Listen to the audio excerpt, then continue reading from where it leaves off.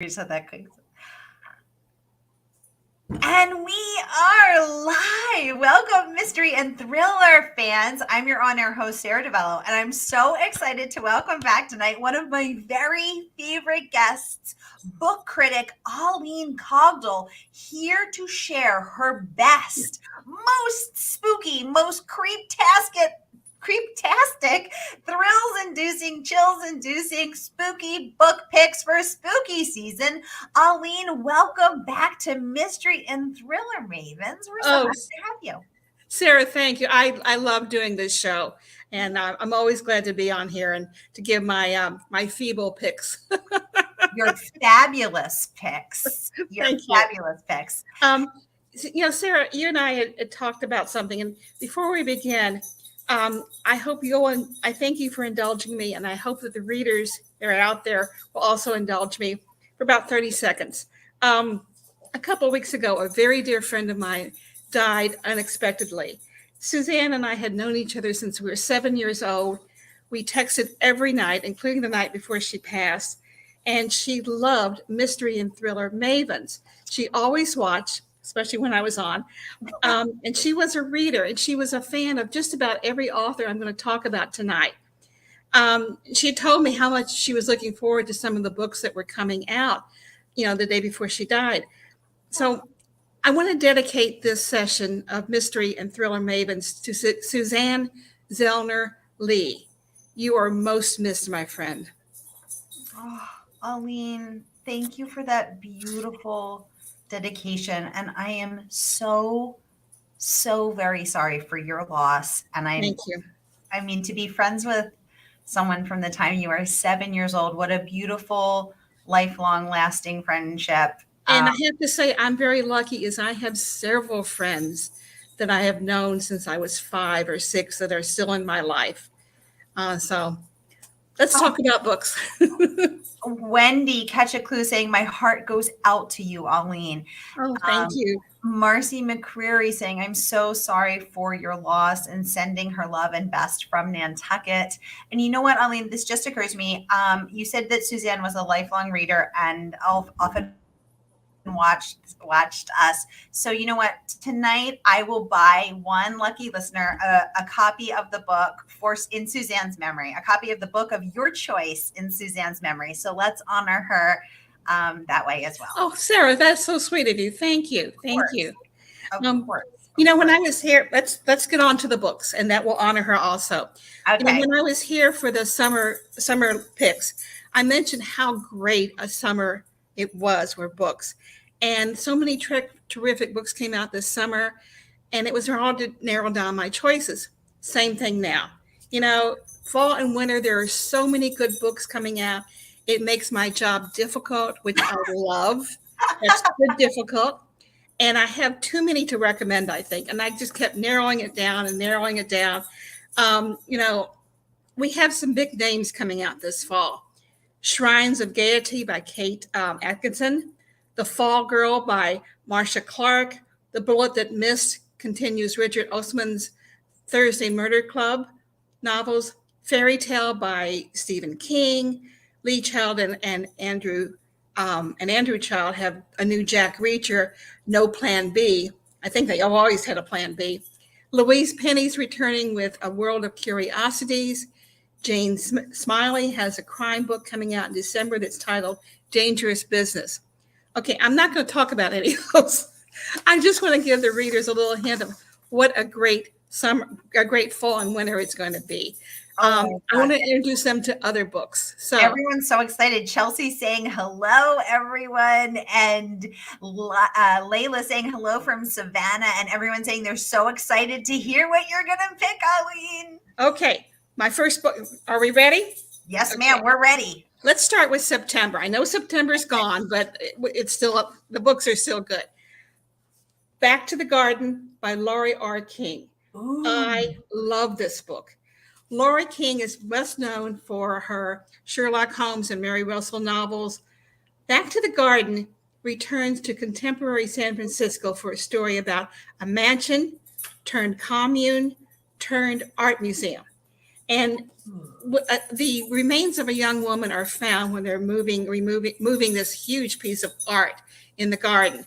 And they know it dates back to the 1970s and when it was a commune. So we've got a look back at the 70s and now. For many of us, it's hard to believe that the 70s are considered historical. Right? The 70s are historical. They were yesterday. Right. Now, this is going to be launching a new series. I think it's going to be terrific. Ooh. And it's going to be featuring Raquel Lang of the San Francisco Police Department's Cold Case Unit. She's an insightful detective. She's very smart. She is no social skills. She is very awkward when she talks to people. And, she's a mess, but she is a great character. I highly recommend Back to the Garden, and it's just a really terrific book. As for Mary Russell and Sherlock Holmes, I'm sure that they're on some fabulous journey somewhere, and, they're tending to those bees or something. Anyway, Laura King is going to be coming back next year with Mary Russell and Sherlock Holmes. Ooh. So. And you have a fan from Candalia, Texas. Debbie, welcome to the conversation. Saying hi, Oline from Texas. Debbie, oh my God, Debbie is one of my friends that I've known since I was 6 years old. Thank you, Debbie. Hi, Debbie. Welcome. So great to have you. Okay, my next pick, and I am in love with this book, is also All That's Left Unsaid by Tracy Lynn. It's one of my favorite books of the year, and it's also a debut. It takes place in a Vietnamese community in Australia. Who knew? It brings you to a whole new world.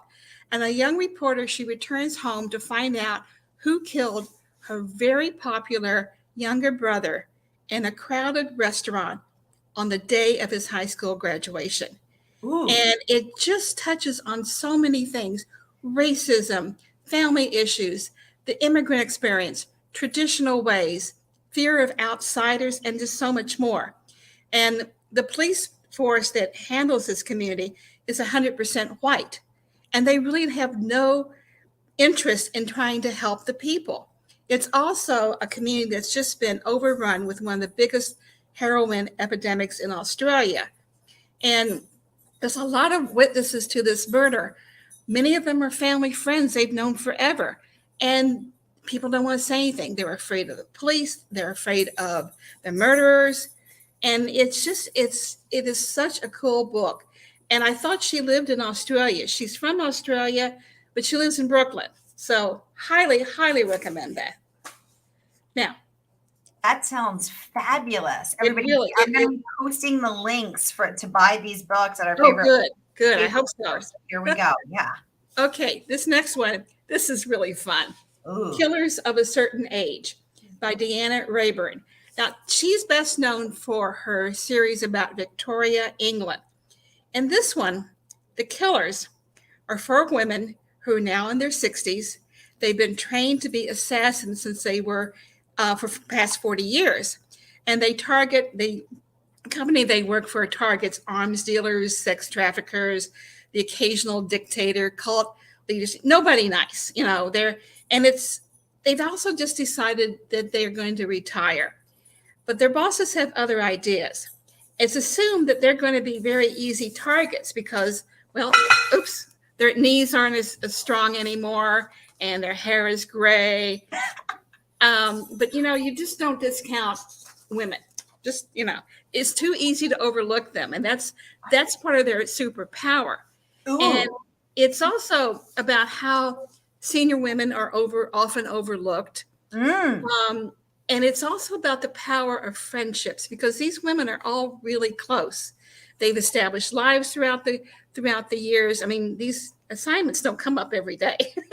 It's like a 9 to 5. And it's just such a fun book. Again, Killers of a Certain Age. Nathan is saying he has his eye on Killers of a Certain Age. Christine saying she's heard great things about your book picks and this book pick. Hi, Christine. Great to have you. Aline, I loved this book. Wanda Morris is in the house. Oh, Hey, wonderful. Wanda. I'm Oh. hosting Wanda in 2 weeks. Tune in then, October 24th, for a very special pre-launch event. Can't Wanda, wait. stick around. Ooh, And Debbie. hi to Nathan. I haven't met him just yet, but he's just started a job down here, and we're going to he's working for the Library Foundation. So welcome to South Florida. Yay! Sherry saying she loved Killers of a Certain Age. Debbie saying she read Killers of a Certain Age and it's such a great book. She couldn't wait to see what happened next and she loved the themes in it. Marcy saying she noticed a bit of a Richard Osman Thursday Murder Club vibe with her character, with the characters there. That's true. Nathan saying thank you so much for the shout out there, Aline. We love libraries. So Nathan, thank you. And he's going to be working with the Literary Feast, which is something that Broward Public Library Foundation puts on. It is a wonderful event. It brings in wonderful authors. It supports literacy, and it's just it's one of my favorite book groups. Okay, moving on. Moving on, let's hear it. The Marsh Queen by Virginia Hartman. Now, you had her on recently, right? Last week, yes, I had her on. So she's a debut author, and tell us why this book grabbed you, what you loved about it. Well, it very well delves into issues of family, how we reconcile the past, bird lore, and also the idea of what our parents did before they became our parents. And how we don't always know that. We sometimes don't want to acknowledge it. This is about a woman who loves her job as a bird artist at the Smithsonian. And she returns to her hometown in northern Florida when her mother has an accident. And her father died when she was 12 years old. So she's coming back to kind of come to terms with that. When she's going through her mother's stuff, she sees a lot of things about her father. It just brings back a flood of mystery of memories. And she also is dealing with her mother's pending dementia, her ongoing angst at being back in her small hometown. There's just so much wonderful going in. It's beautifully written. The description of birds is really it's just very cool. And I never knew what went into those wonderful paintings of birds and animals and rocks, because there's all these different departments. Highly, highly recommended. All right. Now, this other author I've enjoyed for years, Mother, Daughter, Traitor, Spy by Susan Ela McNeil. Now, Susan McNeil is best known for her Maggie Hope novels, which are about a young typist for Winston Churchill during World War II, who eventually becomes a spy. This is a standalone. It's set in 1940, just before the U.S. entered World War II, and it's a mother and daughter of German extraction. They moved to California, and they're caught up in the American Nazi movement, which was very strong there. There's a lot of resentment about how the United States should not get into the war, how they support Hitler. It's a very chilling one. McNeil really established her, I think, her historical credentials with the Maggie Hope series, and the research in this is just phenomenal. And they are a mother, they are a daughter, they are not traitors. And there's also an underlying theme of how ordinary people, can really rise to the moment. How people can be, when they're needed, they can risk their lives to stop hate. Patriotism is part of it, but it's also a desire to do something more, something that matters, and the sacrifices that go on to save lives, regardless of the cost to yourself. It's just a terrific book. Now, Maggie Hope will be returning next year from Susan, and I'm sure she's on another fabulous assignment from Winston Churchill. But meanwhile, I really highly recommend this book.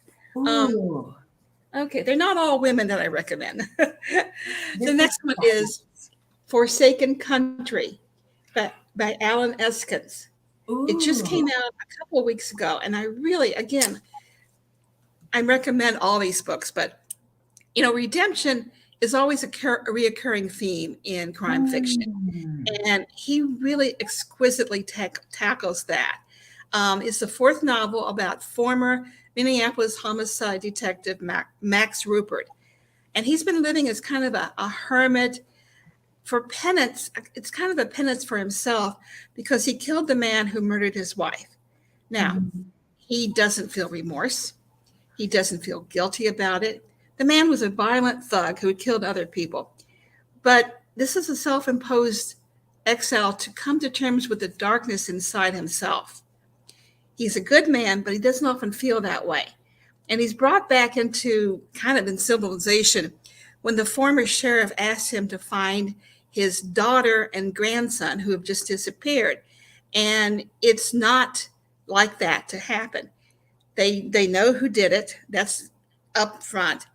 But the tracking, the beautiful scenery of Minnesota, the Boundary Waters, which is an area I know I keep reading about in William Kent Kruger and some other books.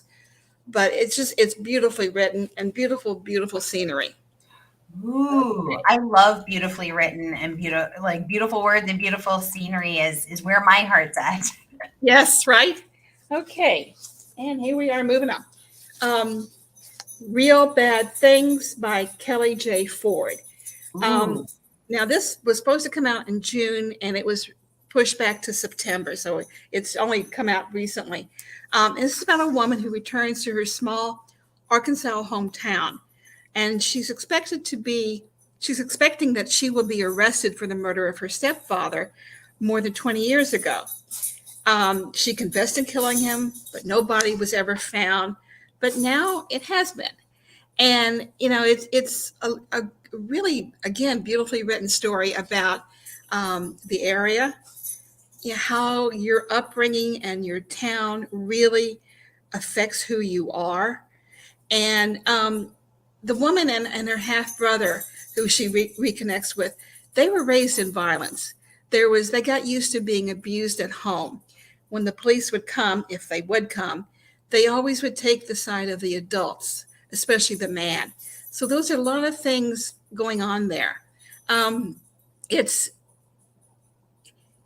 is she finds the beauty not in the violence, but in the characters' abilities to kind of reinvent themselves, to survive, and to map out a future for themselves, especially the lead character.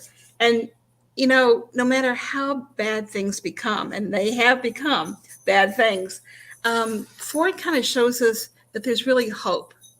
And I always love those kind of redemption type stories. Okay. Short stories. They kind of get a short shrift, I think. Ooh. Agatha, 12 New Mysteries.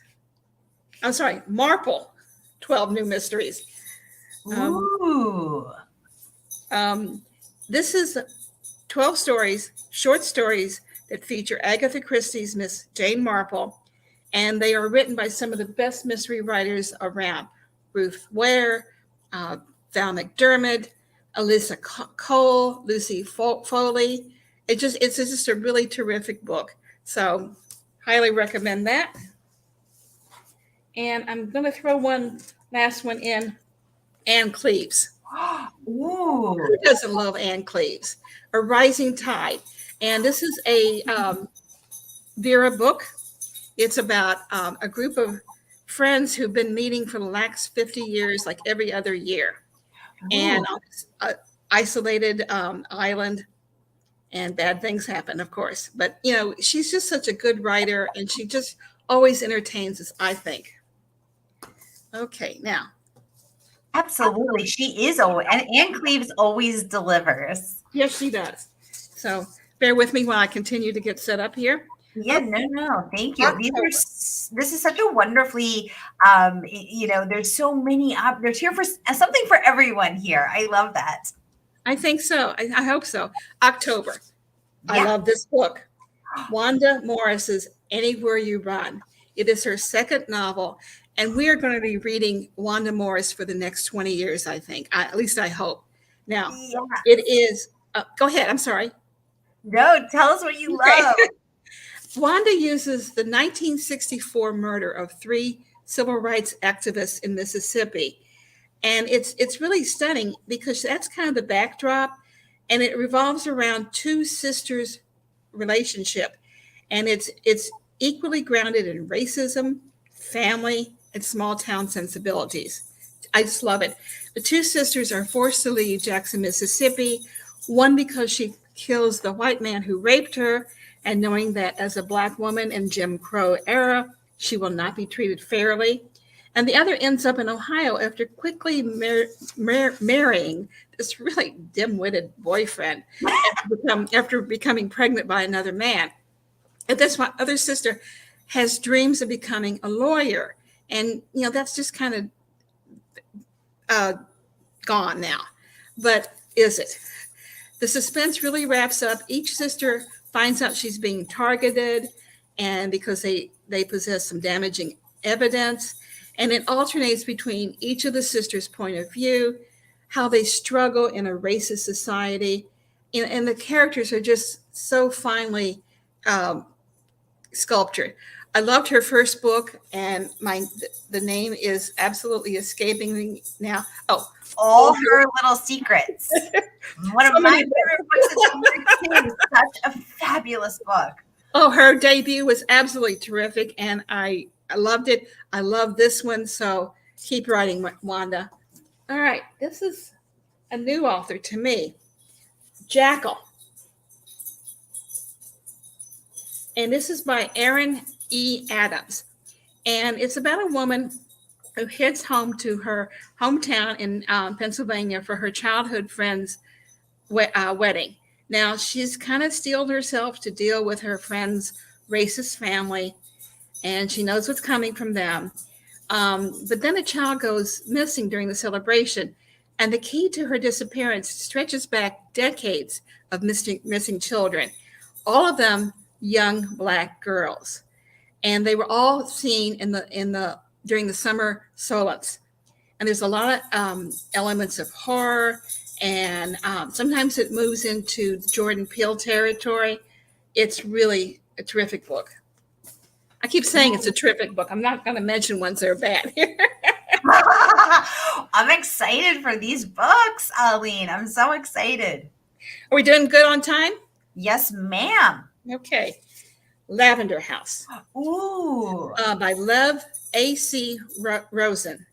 I'm not familiar with this author, but he's been doing a lot of stuff lately. I mean, has a lot of books out.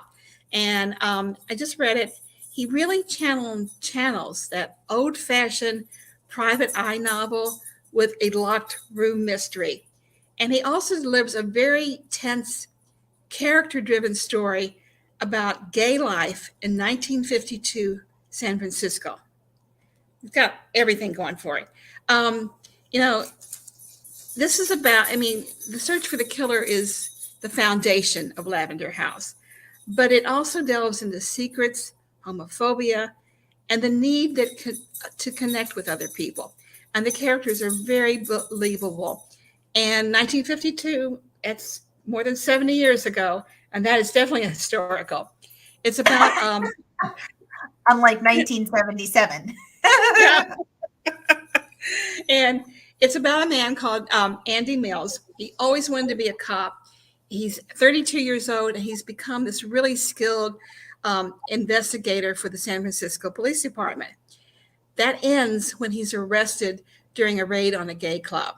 And he's not just fired. He is blacklisted from ever being a cop again. He is kicked out of his apartment. And now he's hated by the cops that he thought were his friends. Remember, this is 1952, not 2022.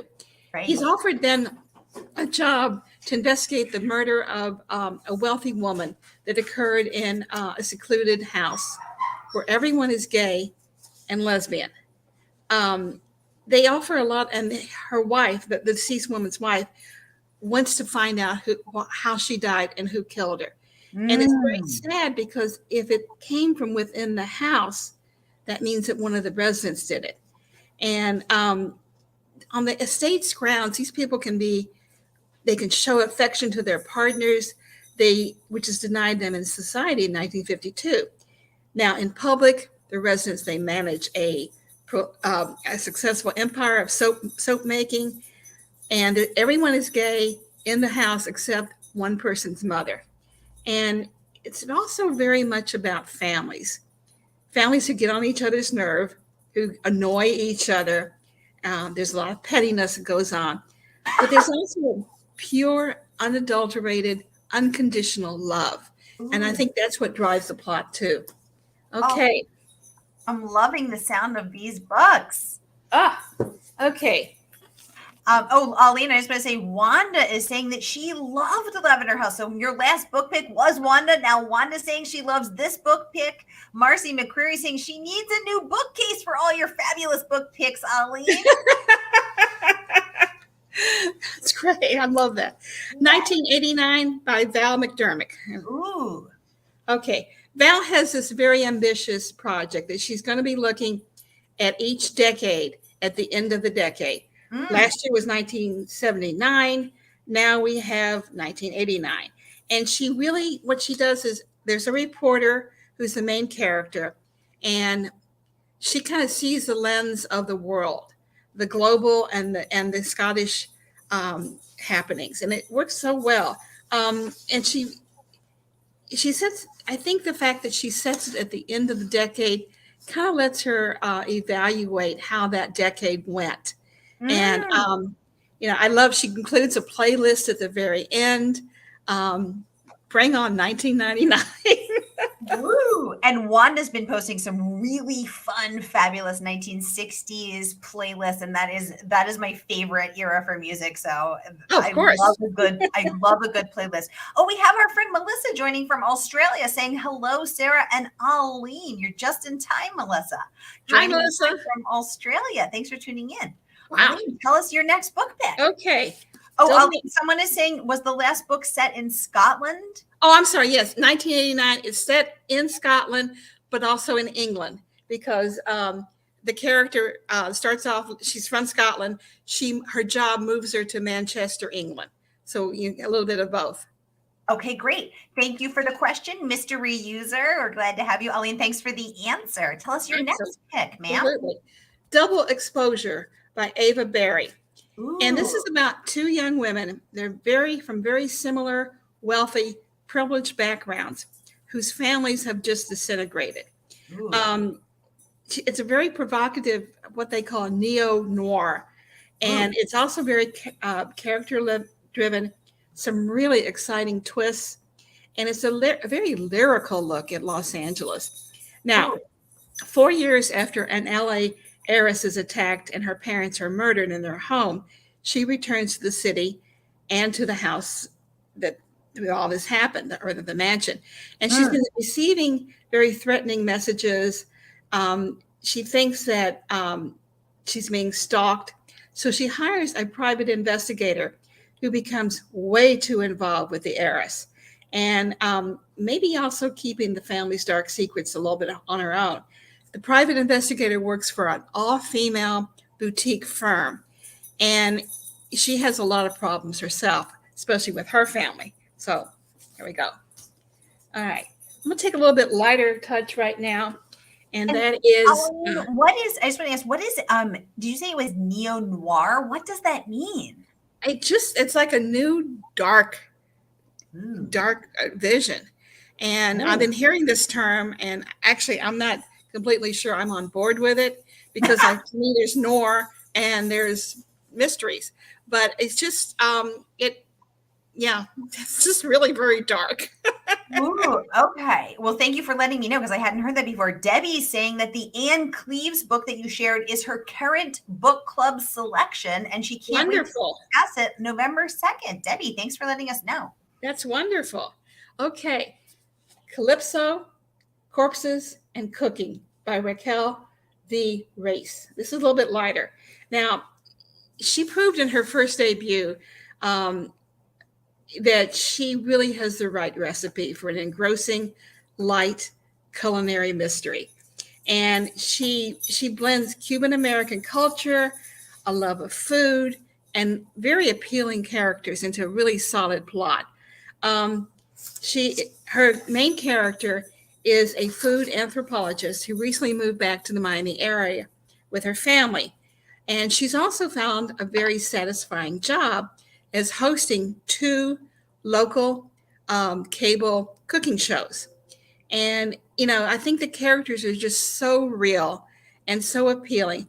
One thing I also liked about it is that she has a very strong marriage. She has a loving relationship with her 4-year-old son and a deep friendship with her best friend. So she's a good character. She's not, falling down all the time. Okay, now she does have a very judgmental mother-in-law who constantly belittles her and her culture in front of others. And one of the things about culinary mysteries, they've been around for decades, going back to Virginia Rich, or actually even back to Nero Wolfe. And they've taken a real turn in the past 10 years as more authors of color have lent their voices and recipes to this character. And I think that's very exciting. And, the culinary mysteries, they needed a good boost, and they are getting one. Now, I have another culinary mystery, but I don't have the book because it's in the other room. It's Blackmail and Biblica, I think it is, by Mia Manasala. And her heroine is a restaurant owner, and the plot kicks in high gear when her prodigal cousin returns after 15 years. It's very much about Filipino culture and cuisine, and again, a very close family knit. And to me, the characters are very, very realistic. You'd actually like to have them over for dinner, especially if they would cook. I love to eat, so that's good. Okay. Last one for October is Funeral Train by Lori Lowenstein. This is her second book set in the 1930s Dust Bowl. And it's set at the height of the Depression. It's set in a small town of Oklahoma. And the sheriff there is a really good man. He usually deals with stray cows or moonshiners. But a passenger train is derailed. And it turns out to be sabotage.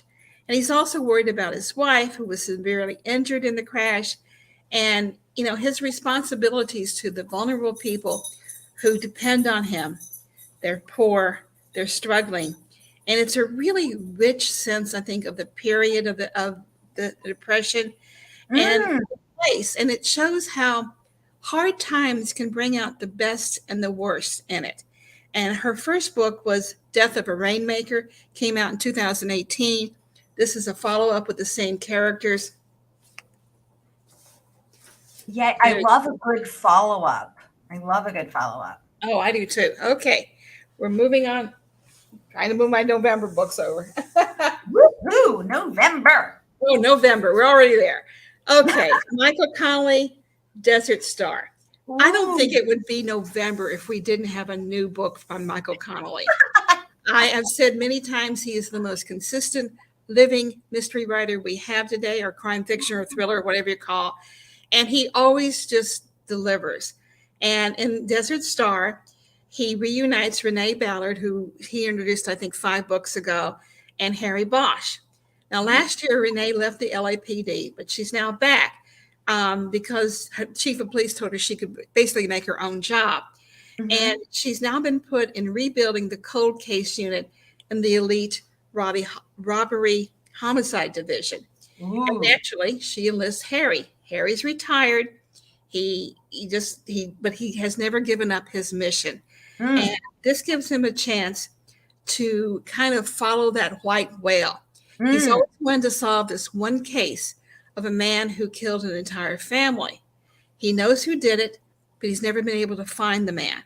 And, he takes us to new parts of Harry that we're never used to. And we see a new side of him in this book.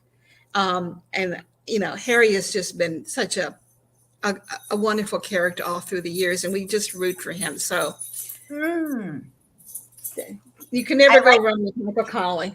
I like you said that it wouldn't be November without a Michael Connelly. It wouldn't be. We have to have that. You mentioned buying a book for someone, and let me mention it would be Lisa Unger. My friend Suzanne was a big fan of hers. Secluded Cabin, Sleep Six.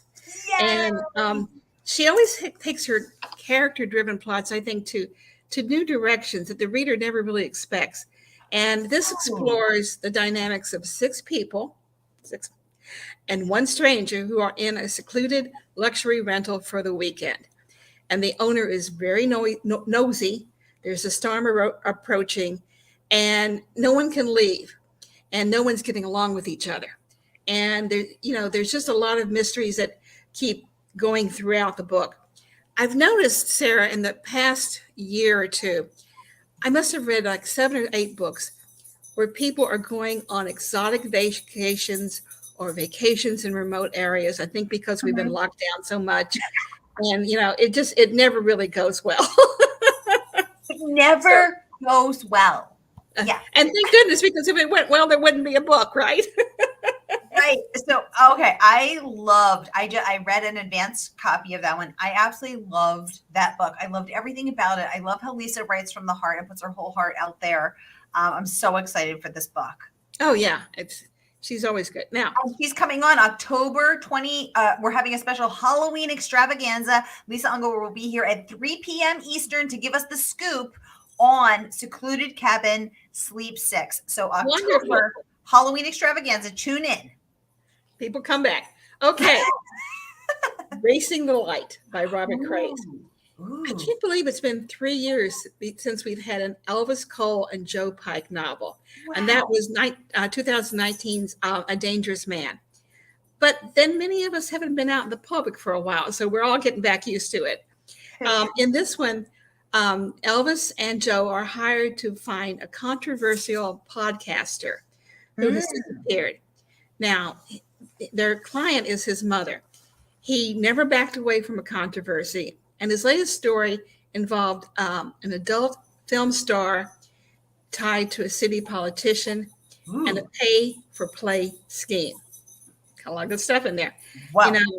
Bring in a vicious cartel, Chinese operatives, and his own mother, and you've got a really terrific story. This is Craze's 19th outing with Elvis Cole and Joe Pike. Ooh.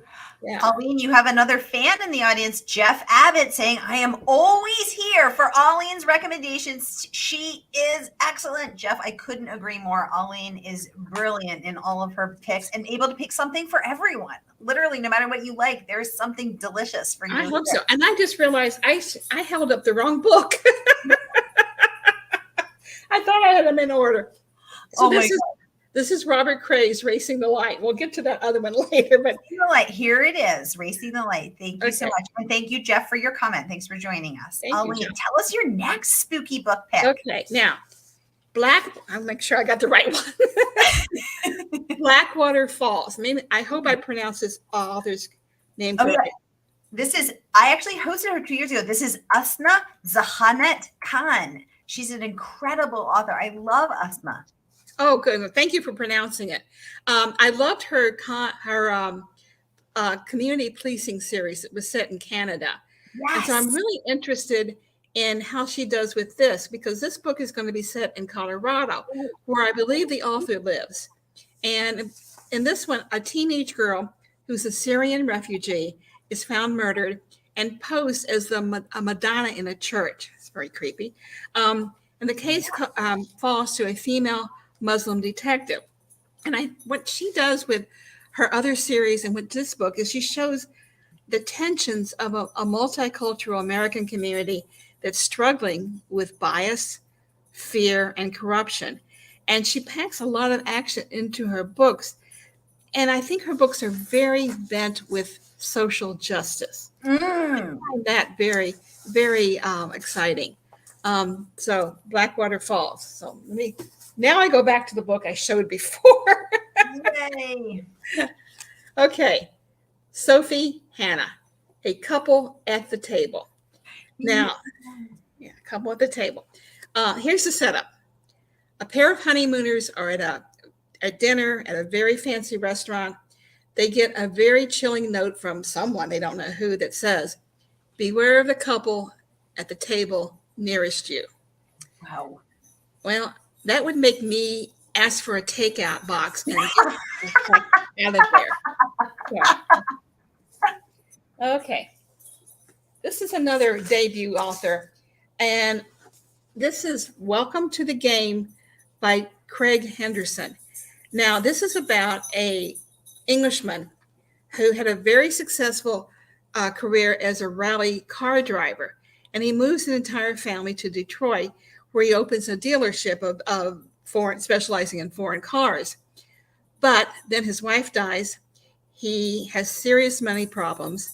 He almost loses custody of his young daughter. His salvation, or maybe his complete downfall, are his superior driving skills. And he has a very intimate knowledge of Detroit. And that leads to a job driving for a vicious money launderer. Okay. All right, I've got 3 more. Can I still have time? Okay. Yes, you do. The Double Agent by William Christie. I admit spy novels are never at the top of my list. Okay. But what I like about this is it's very much character driven. It has a very interesting approach, and it turns around kind of the classic espionage novel by focusing on this very self-proclaimed thief and delinquent whose only loyalty is to himself. And it takes place during World War II. And Alexei has been trained by the Russian Secret Service. He's Russian.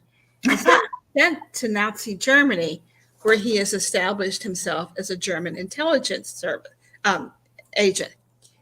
But then he warns the British that Stalin has a plot to kill Churchill. And as a reward for saving Churchill's life, the British want him to spy for them. So he's sent to Italy as a sergeant in the German army. Okay.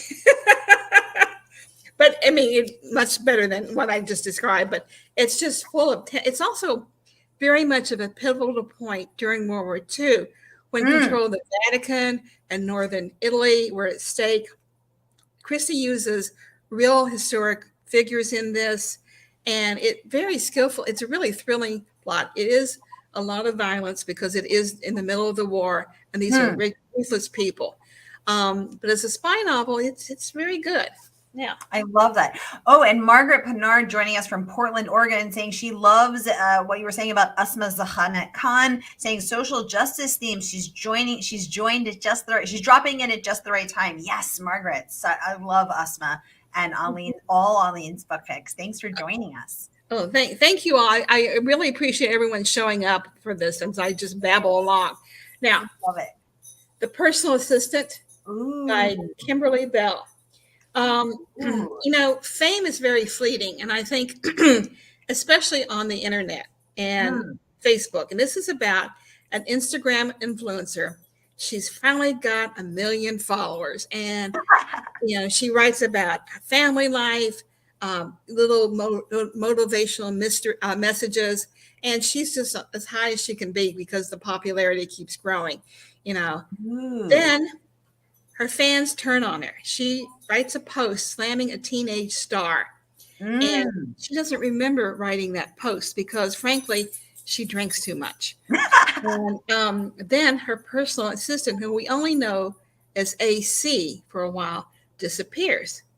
And she relies on her AC so much that she can't move forward. She can't make an apology. She doesn't know what to do. It's very much a fresh take on the domestic thriller. And it's her whole family, including her twin daughters, are pulled into the story. And it's just, it's a good book. Ooh, I love Kimberly Bell. So I'm excited to read that one. She's terrific.